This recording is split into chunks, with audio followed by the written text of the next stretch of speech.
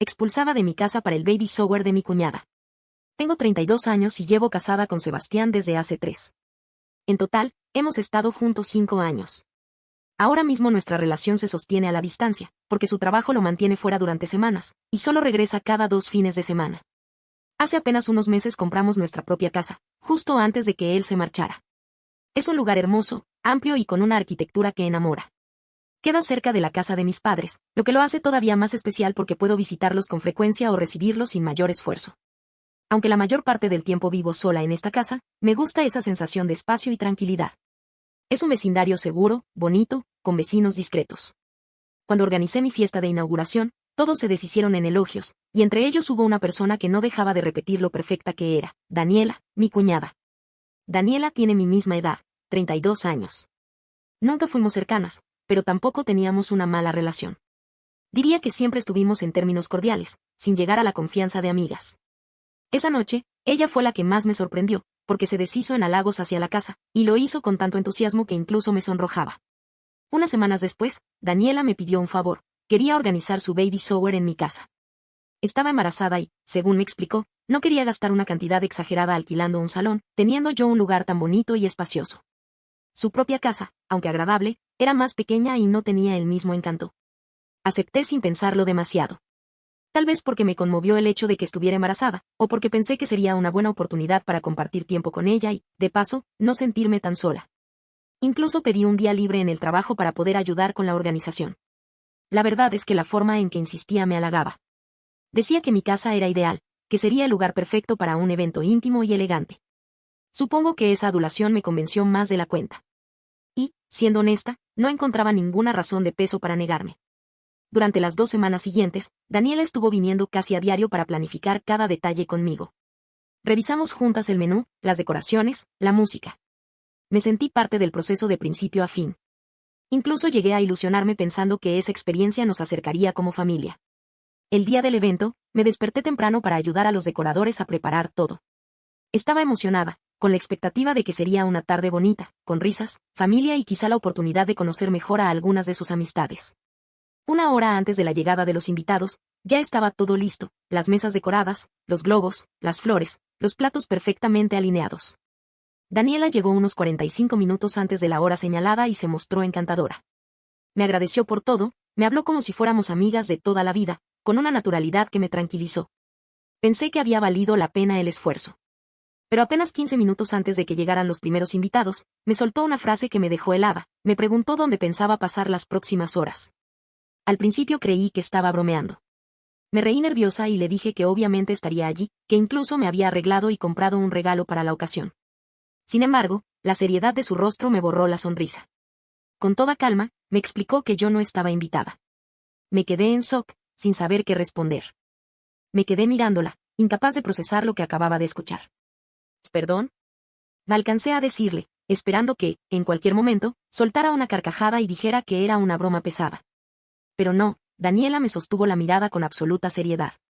Me explicó que el evento estaba pensado únicamente para familiares muy cercanos y su círculo íntimo de amigas. Que lo sentía si había existido un malentendido, pero nunca había contemplado que yo estuviera presente. Me ardía la cara, una mezcla de vergüenza y rabia. Traté de razonar con ella. ¿Cómo que no estoy invitada? He estado en todas las reuniones, te ayudé a planificar cada detalle, te cedí mi casa sin cobrarte nada. ¿De verdad piensas que iba a desaparecerme justo hoy? Ella suspiró, como si mi reacción le pareciera exagerada, y me dijo que había asumido que yo solo quería ayudar en un sentido práctico, como si fuera organizadora de eventos. La comparación me resultó insultante. Yo soy banquera, no planificadora de fiestas. Lo peor fue la frialdad con la que lo dijo, como si de verdad creyera que era lógico apartarme de algo que, al final del día, se celebraba bajo mi propio techo. Me pidió que me fuera antes de que llegaran los invitados porque no quería discusiones ni escenas que le estresaran.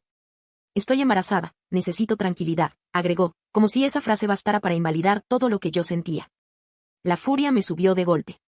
Salí al patio trasero, sin saber qué hacer. Quise llamar a Sebastián, pero estaba en una reunión de trabajo y no me contestó. La impotencia me estaba comiendo viva. No podía creer que, después de todo, su hermana quisiera borrarme de la foto en mi propia casa. En un arranque, decidí llamar a Rodrigo, su esposo.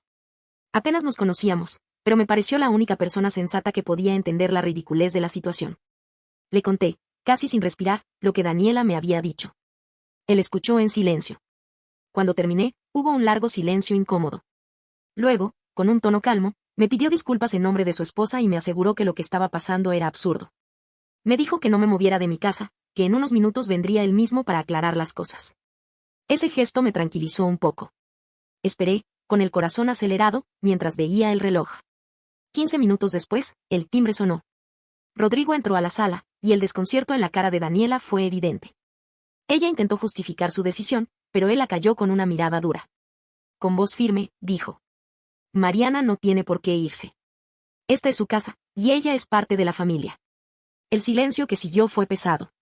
Yo apenas podía sostenerme, entre el enojo y la humillación. Daniela no insistió más, pero me miró con un rencor silencioso que me atravesó como una daga. Yo, en ese instante, decidí algo: nunca más volvería a darle a mi cuñada el beneficio de la duda. Mientras los invitados comenzaban a llegar, intenté recomponerme. Me forcé a sonreír y a comportarme con naturalidad, aunque por dentro estaba hirviendo. No quería arruinar el evento ni darles motivos para hablar mal de mí. Rodrigo permaneció cerca, como una sombra protectora, mientras Daniela se esforzaba por aparentar normalidad. Pero no podía evitar lanzar miradas cargadas de reproche en mi dirección, como si mi mera presencia fuera un desafío personal. Durante la fiesta, me limité a cumplir un papel discreto. Saludé a las personas, entregué el regalo que había comprado con tanto cuidado y me senté a un costado, observando cómo Daniela disfrutaba de la atención de sus amigas y familiares. En mi interior, la indignación crecía. Había invertido tiempo, energía y hasta ilusión en algo que ella, sin pensarlo, quiso arrebatarme. Cuando todo terminó, Rodrigo volvió a disculparse conmigo. Fue amable, genuino, mientras que Daniela ni siquiera me dirigió la palabra. No podía entender cómo alguien podía ser tan desagradecida. Esa misma noche, cuando la casa volvió al silencio, llamé a Sebastián. Esta vez sí respondió. Le conté cada detalle con la voz temblando, esperando que compartiera mi enojo. Él se quedó en silencio unos segundos y luego explotó. Estaba indignado con su hermana, decía que no podía creer que me hubiera tratado así. Quiso llamarla de inmediato, pero le pedí que lo dejara. No quería más peleas, al menos no esa noche. Pensé que todo quedaría ahí, pero a la mañana siguiente recibí una llamada inesperada: Alicia y Fernando, mis suegros. Sus voces sonaban duras, acusatorias. Me dijeron que, gracias a mí, Daniela y Rodrigo habían tenido una fuerte discusión al llegar a casa. Que él había decidido irse, que ahora no hablaba con ella ni con nadie de la familia. Si hubieras hecho caso y te hubieras ido, nada de esto habría pasado, me dijo Alicia, con un tono seco que me heló la sangre. Me quedé en silencio unos segundos, incapaz de creer que intentaran culparme por la tormenta que su hija había provocado. La rabia me ganó. Les recordé que yo había sido generosa al prestar mi casa, que Daniela me había humillado sin razón, y que si Rodrigo había decidido irse era porque había llegado a un límite, no por mi culpa. Colgué con las manos temblorosas, sintiendo que aquella familia había decidido señalarme como la villana de una historia que yo ni siquiera había empezado. Y, aún así, lo peor estaba por llegar. Después de colgar con mis suegros, me quedé sentada en la sala, mirando el vacío. La indignación era tan grande que apenas podía pensar con claridad. No entendía cómo podían voltearme la culpa, como si yo hubiera obligado a Daniela a comportarse de esa manera. Durante los días siguientes, las llamadas no pararon. Alicia y Fernando me insistían en que debía hablar con Rodrigo, convencerlo de reconciliarse con Daniela. Según ellos, yo era la única que podía arreglar el malentendido. Cada palabra suya me hacía hervir la sangre. Sebastián trataba de calmarme. Me decía que no hiciera caso, que estaba claro que Daniela había sido injusta y que Rodrigo era un hombre adulto tomando sus propias decisiones. Pero la presión era constante. Hasta llegué a considerar bloquear a mis suegros, aunque algo dentro de mí me decía que si lo hacía, el conflicto escalaría todavía más. Mientras tanto, el silencio de Daniela era ensordecedor. Ni una llamada, ni un mensaje. Como si la vergüenza no existiera en su diccionario. Su manera de ignorarme me confirmaba que no tenía intención de disculparse, y mucho menos de reconocer el daño que había causado. La situación alcanzó otro nivel cuando, una semana después, supe que Rodrigo había pedido el divorcio. No lo escuché de su boca, sino a través de redes sociales, él mismo lo había anunciado. Sentí un vuelco en el estómago. Por más que supiera que aquello era consecuencia de años de problemas entre ellos, no pude evitar sentir que mi nombre rondaba la conversación en su familia. Sebastián me pidió que lo llamara, que al menos alguien de nuestro lado debía mostrarle apoyo. Dudé, pero terminé haciéndolo. Le pedí disculpas, no por lo que pasó, sino por el dolor que estaba viviendo. Rodrigo me respondió con serenidad. Mariana, no te castigues por esto. Lo de Daniela y yo venía de tiempo atrás. Lo que ocurrió en tu casa solo fue la gota que colmó el vaso. Por primera vez, sentí un poco de alivio. No estaba loca, no había exagerado. Había alguien más que veía lo mismo que yo, la conducta de Daniela era insostenible. Con cada palabra, Rodrigo me abrió los ojos un poco más. Me contó que ella llevaba años obsesionada con aparentar, con querer mostrar una vida que no tenían. Que esa era la verdadera razón por la cual no quería que yo estuviera en el baby shower. Necesitaba impresionar a una amiga y planeaba hacer pasar mi casa como suya. Las piezas encajaron de golpe. Todo tenía sentido, incluso la hostilidad con la que me pidió que me fuera. Yo era un obstáculo para su teatro. Y en ese instante, comprendí que la herida que me había dejado Daniela no era solo un arranque de mal gusto.